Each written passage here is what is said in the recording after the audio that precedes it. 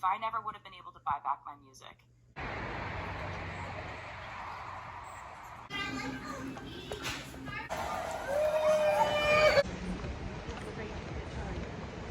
Okay, so today is Thursday. It is the last day of July, and I figured I would start a new vlog, so here we are. I just got back home from Planet Fitness. We just did a little bit of cardio and then bounced. We also ended up going to the library, and literally it was like an in and out trip because all I needed was this book, Not in Love by Hazelwood. I have been currently reading Problematic Summer Romance, and I'm almost done with it. I have less than 100 pages left. Hopefully, fingers crossed, I will finish it by tonight. But I didn't realize until like maybe halfway through that Problematic Summer Romance is a sequel to Not in Love.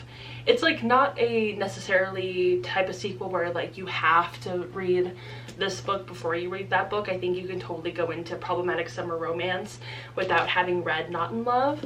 But if you consider spoilers, I guess, like I personally, this might be a hot take, this might be controversial, I don't believe in spoilers when it comes to romance, because basically almost every single, I don't even have to say basically, almost, it's like literally every single romance follows the same formula of characters either have a meet cute or they've known each other for a while or whatever, they end up getting together, you see the relationship play out, there's a possible third act breakup. Some romance books don't do it, other romance books do, and then they end up being together happily ever after. And the happily ever after is like a standard for the genre. Like, you're not going to read a romance book that doesn't have a happily ever after. That's a whole other can of worms. Some people are like, a romance doesn't need to have a happily ever after. I disagree with that. I think that it is a hallmark of the genre. It is a necessary part of the genre, and you can't have a romance book without a happily ever after. Or happily for now, but they're kind of the same thing. Anyway, I personally don't believe that you can get spoiled from a romance book. However, if you are concerned with spoilers, maybe don't read Problematic Summer Romance before reading Not in Love. Or if you don't even want to read this book, go ahead, go at it, I don't care. But I was going to read this book when it came out, and I think that I was just in like a bad mental space because I ended up DNFing it. Because before this book came out, I had previously read Love on the Brain and Love Theoretically, and also kind of read The Love Hypothesis. And those books are all pretty similar, at least in like tone, and the characters are kind of similar, and you know, you kind of know what to expect. But Not in Love, when I started it, it was very different from the other Hazelwood books that I had read. And so I think that it just kind of like didn't work for me in that moment. And I also think I might have been in a little bit of a slump, so I'm blaming that as well. So I ended up DNFing it, but now I kind of want to read it physically because I'm thinking that I might like it better physically compared to the audiobook, because I have been reading Problematic Summer Romance physically, and I love it. It's iconic, it is just propulsive, it is so compulsively readable that I am like, you know what, maybe I should just read Hazelwood's books physically from now on. So I ended up getting this book from my library. I put it on hold. The hold was ready today.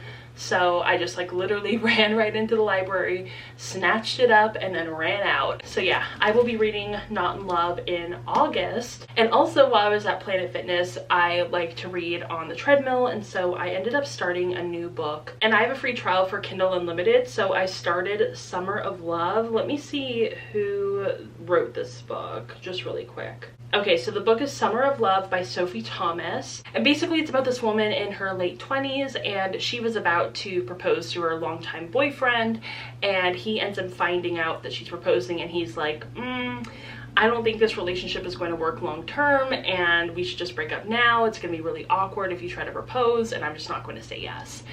And so they end up breaking up. She's really heartbroken, and her neighbor, who happens to be a published author, she is also a published author, and that's kind of how they met at first. He ends up coming over and kind of comforting her, and then she's like, I don't have a date for my best friend's wedding anymore, so how about you come with me and be my +1 to this wedding?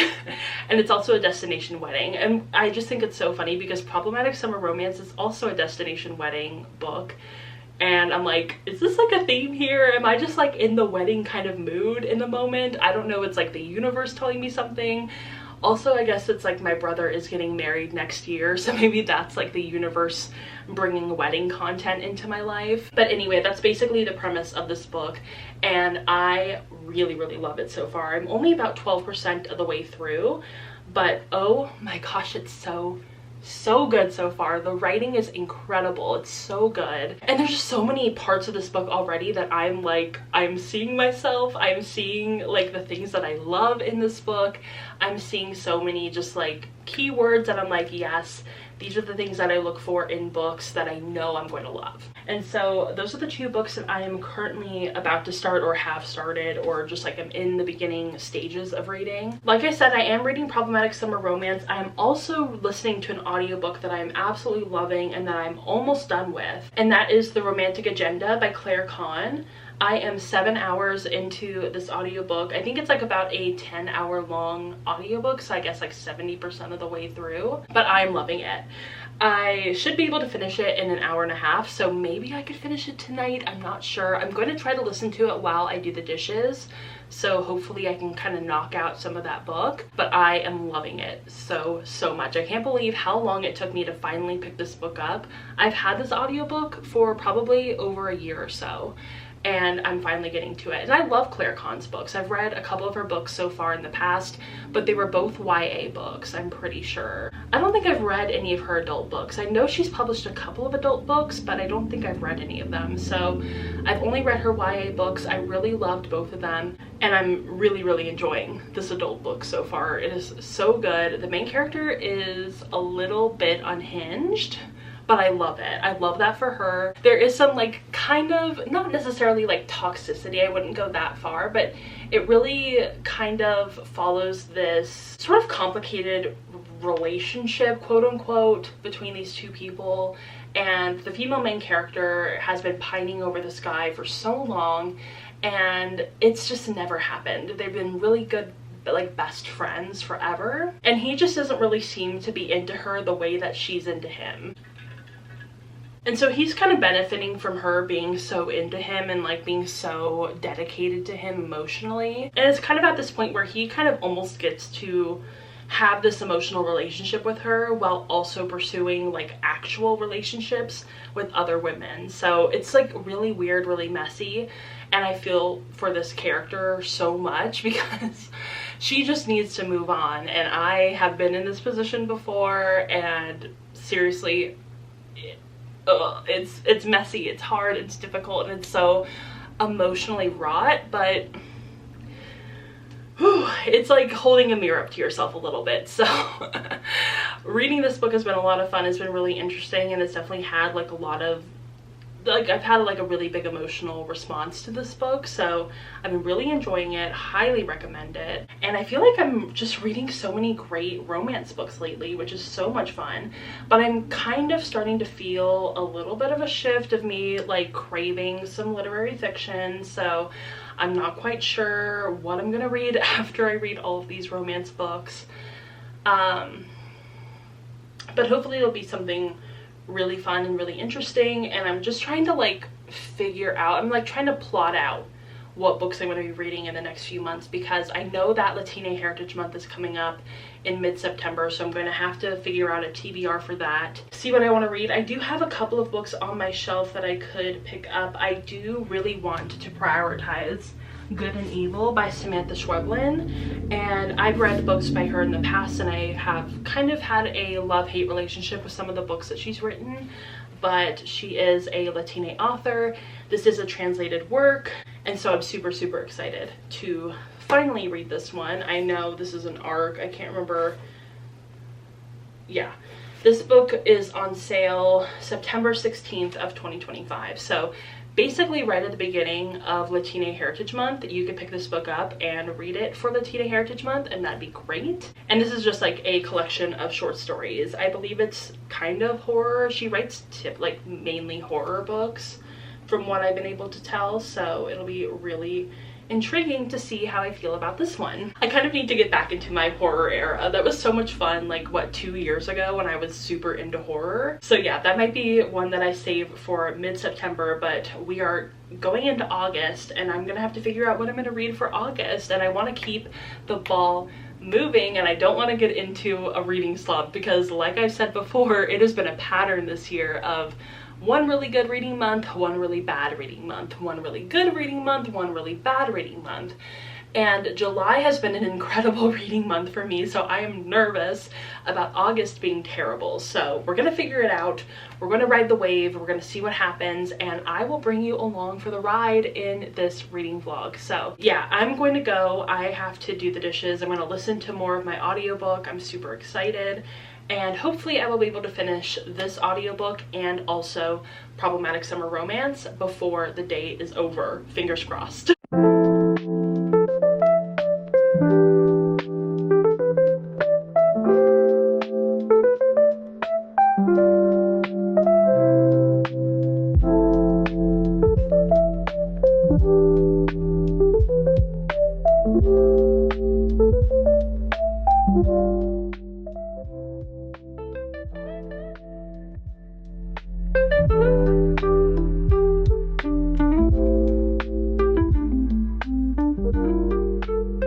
Okay, so I can't remember the last time I filmed an actual like standing here talking to you guys kind of clip. The last clip that I filmed was me reading the book that I'm currently reading, and that is Not in Love by Hazelwood. And I am currently 150 pages into this book. I'm really loving it. I'm pretty sure that I talked about getting this book from the library, so you guys know I got it from the library, almost bought it physically, and then decided just to do the library because I'm like, what if I hate it? What if I don't like it? I'm truly loving it. So much more than I could have expected, honestly, mainly because I read part of the audiobook when it came out, didn't really like it. So I was a little worried that I would read this physically and not like it, but honestly, now that I'm like pretty deep into this book, it's so good. It is very different from other Hazelwood books, mainly because the characters are so different. Like, the female main character is not like the typical Hazelwood female main character who's like really quirky, really happy-go-lucky, really, you know, bubbly and sweet and whatever. This female main character definitely is kind of the opposite of that. I was about to say that she's gone through a little bit more than the other female main characters, but I don't think that that's necessarily true. I just think that she has a very different way of dealing with the trauma that she's been through, the sort of like family life that she has and whatever. But I'm really enjoying this book. I love Rue. She's a female main character and I love her so much. And I also really love Eli. So, and after having read Problematic Summer Romance and knowing kind of like what that whole book is about and where these two characters end up, I'm just so happy and like so excited to read this book and just to see what their sort of like relationship, how it goes, how it blossoms, all that kind of stuff. So definitely so I'm really enjoying this book. I'm almost halfway through. We're getting close. I'm pretty sure that there's about 400 pages in this book, so once I hit the 200 page mark, that will be like the exact halfway through point of this book. So yeah, really enjoying this one so far. I am also currently listening to an audiobook. I am reading The 7-Year Slip by Ashley Poston, and I am over halfway through this audiobook, and I am really loving this book so far, which is kind of surprising because I have had sort of a hot and cold kind of relationship with Ashley Poston's books in the past. So I am really enjoying this book, and I am just like, it's really giving me like this like really emotional response, and I'm loving it so much. It's kind of reminding me of the book In 5 Years by Rebecca Searle, where it's kind of like a time jump sort of thing. There's a little bit of like time stuff going on, and it's very magical. It's set in New York, and you know, it just like, it has that sort of same kind of vibe, whereas In 5 Years is more of a like literary fiction love story. The 7-Year Slip is much more of it like a true romance. So I'm really enjoying it. I'm really liking it. It definitely kind of does straddle that like romance literary fiction sort of thing, but obviously it's a romance, so it's going to end happily, whereas In 5 Years doesn't end quite as happily. So I think that's the distinction, but I'm really enjoying that book. Also, I am currently reading a book on my Kindle, which I should talk about. I always feel like I forget to talk about my Kindle books, mainly because I just don't have my Kindle right here. But I am currently reading Summer of Love by Sophie Thomas, and I am loving this book so much. It's another book about a wedding, like a destination wedding, which I feel like I've read so many books that are about weddings lately. I just think it's really funny. I think around like 60 or 70% of the way through this book, so I should finish it very soon. Honestly, I should be able to finish that book, my audiobook, and my physical book in the next week. So fingers crossed that happens. And I also have actually read other books in the meantime that I have not talked about that I should probably just mention really quick. So I ended up reading The Vows by Jessica Joyce. I gave that 4 out of 5 stars. It was okay. It was fun. I had a good time reading it. It was very intriguing and propulsive, and I liked the characters. There wasn't really too much to complain about, only that like it was just kind of missing that spark. It was missing that special something that would make it a 5-star read, if that makes sense. Then I ended up reading Love is a War Song by Danica Nava, and I really enjoyed Danica Nava's first book, The Truth According to Ember. I really enjoyed that book. However, unfortunately, I did not like Love is a War Song. I felt like even though her first book, the female main character, was kind of a little bit on the more ridiculous side, I felt like this book turned it up to 11. It turned it up so high that I couldn't deal with it. So unfortunately, did not like that book. And unfortunately, I had to rate it and like review it and stuff because I did get it through NetGalley. So anyway, the last book that I ended up finishing most recently was Lost and Lassoed by Lyla Sage. I gave that 4 out of 5 stars. Really enjoyed this one as well. I think my only qualm about it is that I just didn't really believe truly 100% in the romance between these two characters. Because basically these two kind of come together. They once hated each other, and now they're kind of coming together because the male main character, he is a dad, but he's like a single dad. Well, not really a single dad, but he is not married to his kid's mother. His kid is staying with him for the summer, and he needs just like a little bit of help around the house because he's running a ranch and, you know, all this kind of stuff. So he ends up having the help of the female main character, who they've kind of always had a little bit of a sort of like tension-filled frenemy ship, if that makes sense. And she ends up helping him because she has just been let go from her job, and so she has extra time, and she really likes this kid. Like, this kid is kind of like the friend group's kid, if that makes sense. Like, everybody loves it, like everybody's an aunt or an uncle or what, you know, whatever. So she really likes this kid, and so she's willing to help out. And I just felt like their relationship never really felt like it was being developed outside of the kid, if that makes sense. Like, I felt like everything that he loved about this female main character was in relation to the way that she was with his daughter, the way that she interacted with her, the way that she could like be a really good mother figure and stuff like that. Like, I just didn't feel like he had really any attraction to her outside of making her this kid's stepmother, if that makes sense. Like, it didn't, I don't know, I couldn't believe it. I really wish that like maybe part of this book had taken place, like a good chunk of it had taken place without the daughter there. But I just felt like so much of this romance was informed by the presence of the daughter. So just didn't really like fully sink in with me, but I did really enjoy it. I like these two main characters. I like the world. I love the world building, the, you know, the lushness and like the intricacies of this world, I think is really fun. So I'm definitely going to read more from Lyla Sage, and I love a good cowboy small town romance. But yeah, those are just like some of my qualms with that book.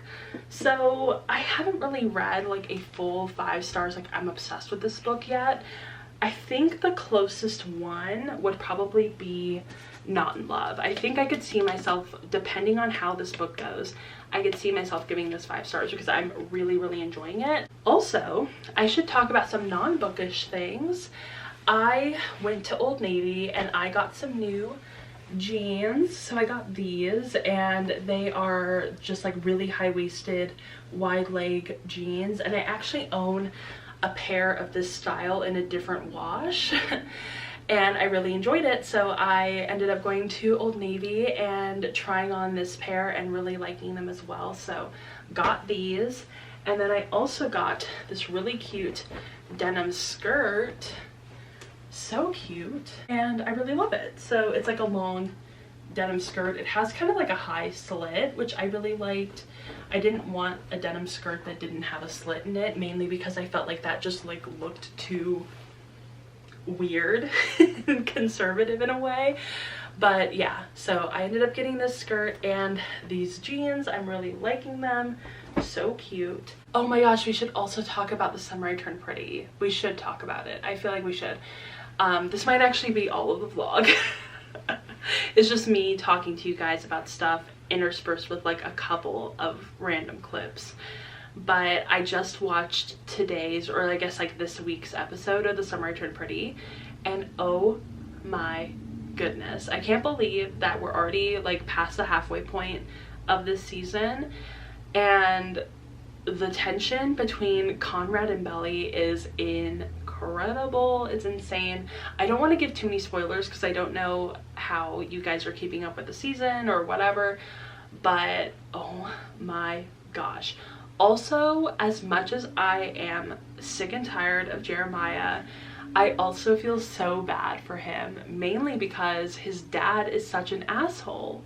His dad is so mean to him. And I'm just like, it's getting almost gratuitous in like how mean he is to Jeremiah. I'm just like, oh my god. But also the way that like both of them are kind of mean to Conrad. I want Conrad to go no contact with everybody because they're all so terrible to him. Besides Laurel. Like Laurel's the only one who like is actually like nice to Conrad and like genuinely listens to him and considers him. I feel like the rest of them are just so mean to Conrad, or like just like don't really care about his existence, and I'm just like, okay. Also, I will say that I wasn't necessarily convinced with like the Steven and Taylor ship, but I think that I have been convinced about them. I think that I actually might like them as a ship. I don't know. But I'm also kind of worried because it seems like they are really truly drifting apart, and I'm like, how are they going to come back together? And there's only like 4 episodes left, 3 episodes left, 4 episodes left. I'm like, there's not that much time left, and they are like kind of minor characters. So I'm a little bit nervous, but I do actually like them together. I wasn't convinced at first, but now I kind of like it. Also, Taylor's coming out with a new album. I feel like we're switching gears. Taylor Swift is coming out with a new album, The Life of a Showgirl. I'm so excited. I cannot believe it. And honestly, these last few days have just been like very Alex coded days, mainly because my Angels have won. We have been playing the Dodgers for the past 2 days and they've won both games. And then also Taylor's coming out with a new album, and then she's also going on New Heights, so I'm so excited. I've also sold a lot of stuff on Depop in the last few days, so that's also been pretty good. And yeah, I feel like that's everything. I'm just so excited about Taylor's new album. I can't wait, and I can't wait to see what it's all about. I can't wait to see, you know, what the songs are going to be like and what the vibe is going to be. It's just like a whole new era, and I'm so excited. I cannot even begin to explain to you how excited I am for this new album. So yeah, super happy. And I am going to go, I don't know what time it is. Okay, it's 3:02, so I might go listen to some of my audiobook, try to get that finished so I can start a new audiobook. I did do a lot of reading for Not in Love. Well, I guess I only did like, what, 50 pages? Maybe a little, no. I can't remember. No, maybe I only did like 30 or 40 pages of reading Not in Love. I don't know. Anyway. I might just do a little bit of reading. I'm not sure if I'm going to do my audiobook or a physical book or my Kindle or whatever. But yeah, we're going to do that. And I will talk to you guys later.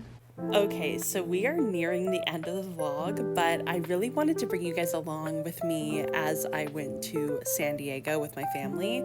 I had a really good time, and after these couple of clips, my San Diego clips will start. But yeah, I was reading Not in Love. I'm still reading it. I'm not quite finished with it yet, but I am really enjoying it, and I'm loving getting to take like my time with it. It is so good. Hazelwood, hey, she might be one of my new favorite authors, I have to say.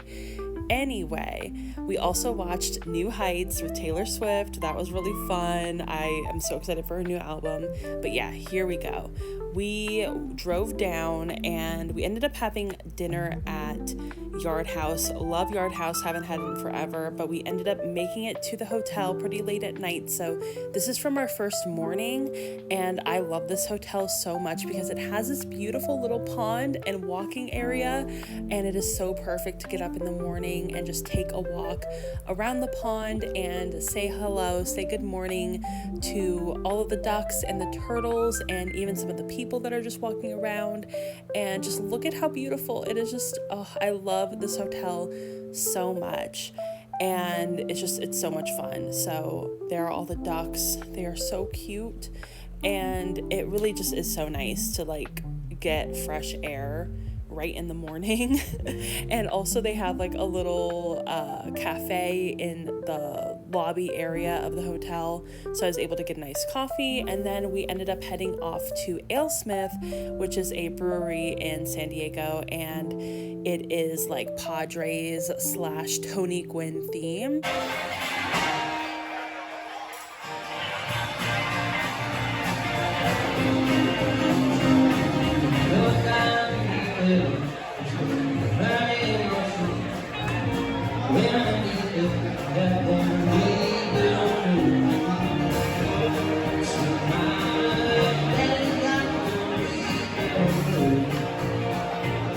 So as you saw, we were at AleSmith and there was a little band playing, so I figured I would give a little clip of them playing. Anyway, loved going there. So much fun, had some really great drinks and some good food. Then we made our way back to the hotel and just hung out outside. They have this great patio area right by the pool, and we were watching the Dodgers versus Padres game, and I was reading my book, Not in Love. I obviously am really loving this book. Anyway, the next day we were off. That was our last day in San Diego, and we got a coffee at Pete's, and then we went over to Belmont Park, and I've never been here before, but it was so much fun. I didn't end up going on any rides because it just wasn't that kind of day, but it was really fun to get to, check out all the rides, see everybody on them, and I would absolutely love to come back and actually like ride the roller coaster because it looked so much fun. But the beach was beautiful, and it was such a nice day. The sun was shining, it was warm, and it was just such a nice difference compared to where I live way up north above San Diego, where it is foggy for most of the day and like cold. So it was really nice to get to walk around San Diego and just like be in the sun, be in the heat, and it was such a beautiful day. And then we ended up getting lunch downtown in San Diego, and this was Bub's, and it was really great, really good food, and I got to watch some of my Angels versus Athletics game, and I just had a great time. So it was really fun, really good food, really nice to hang out with everybody. And yeah, I really love San Diego. If you ever have a chance to come to San Diego, absolutely take that chance 100%, because it is so much fun and there's so much to do, so much to see, and you really cannot do it within one weekend. Like San Diego is like a multiple trips thing or like a whole week thing, because there's so much to do, seriously. Anyway, also tried Phil's for the first time, and it was so good. I don't know if it's just what I ordered that was so good, but I really enjoyed it. It is kind of a complicated process of ordering, but I almost wish that I had a Phil's close by because it was so good. Anyway, I hope you guys enjoyed this vlog, and I will see you again soon.